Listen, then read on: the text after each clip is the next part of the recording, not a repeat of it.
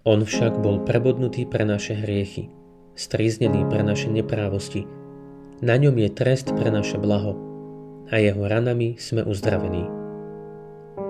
Dnes kráčame po Via Dolorosa, stojíme pod krížom, premýšľame nad obetou, ktorá obnovuje svet. Jeruzalém je opäť svedkom utrpenia pre spásu všetkých. Zdanlivo nepodstatný detail bolo ráno, keď priviedli Ježiša k Pilátovi, má doslovný aj duchovný význam. Ježiš bol privedený k Pilátovi v skorých ranných hodinách. Duchovne však ranné svetlo symbolizuje Božiu slávu a lásku, ktoré sa v tento deň prejavia skrze Ježišov kríž. Skrze kríž svetlo sveta zvíťazí nad nocou duchovnej temnoty. Rímska autorita ako Pilát by sa primárne zaujímala o politický aspekt židovského mesiášstva. Pre Rimanov bol cisár najvyššou autoritou, takže každý, kto by sám seba vyhlasoval za kráľa, by sa stal rivalom cisára a teda hrozbou pre rímsku imperiálnu moc. Pilát chápe kráľovstvo v politických a pozemských súvislostiach. Ježiš vysvetľuje svoje kráľovstvo v súvislosti so svojou nebeskou identitou a poslaním vteleného slova. Ja som sa na to narodil a na to som prišiel na svet, aby som vydal svedectvo pravde. Ježišova kráľovská hodnosť spočíva v tom, že je poslušným synom, ktorý zjavuje Otca a uskutočňuje jeho dielo spásy. Pilát dospel k záveru, že Ježiš nepredstavuje hrozbu pre rímsku moc. Cynicky sa pýta, čo je pravda. Aký význam má hovoriť o pravde v porovnaní so surovou silou rímskej moci? No Pilátová otázka je hlboko ironická. Hoci sa Pilát môže posmievať, Ježiš, ktorý práve stojí pred ním, je sám pravdou. Pravda doslova hľadí Pilátovi do tváre a hovorí k nemu. A predsa ju Pilát nevidí a nepočuje.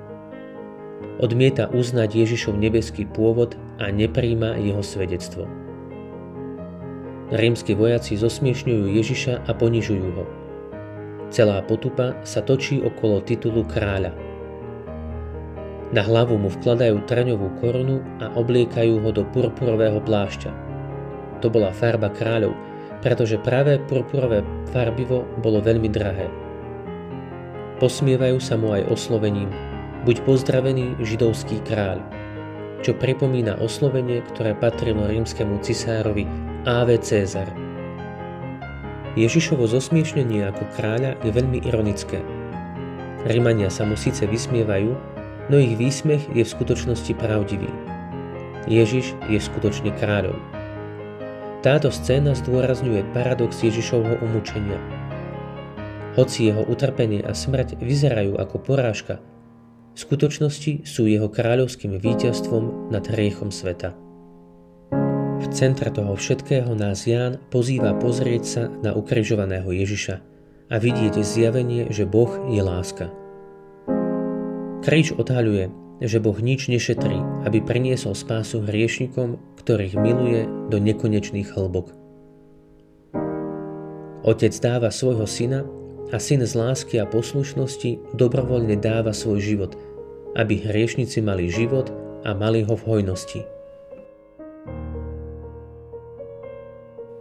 Dokonalým darovaním svojho života na kríži Ježiš odhaľuje nekonečnú hĺbku Božej seba darujúcej lásky k nám. Skrze kríž Ježiš odhaľuje význam svojich vlastných slov. Nik nemá väčšiu lásku ako ten, kto položí svoj život za svojich priateľov. Keď bol Ježiš smedný, rímski vojaci našli nádobu plnú obyčajného vína. Jánova zmienka o špongii namočenej do vína na vetvičke izopu má duchovný význam. Izop je malá rastlina s konármi, ktorá by sama o sebe neudržala nasiaknutú špongiu. No izop zohrával v izraelských liturgických obradoch dôležitú úlohu. Počas exodu dostali Izraeliti príkaz použiť izop na pomazanie dverí krvou baránka, aby boli zachránení pred smrťou prvorodených. Izop sa tiež používal v kňazských obradoch na očistenie ľudí a ich domovov od malomocenstva a od rituálnej nečistoty, spôsobenej kontaktom s mŕtvými, aby sa tak mohli priblížiť k Božej prítomnosti v stánku alebo v chráme.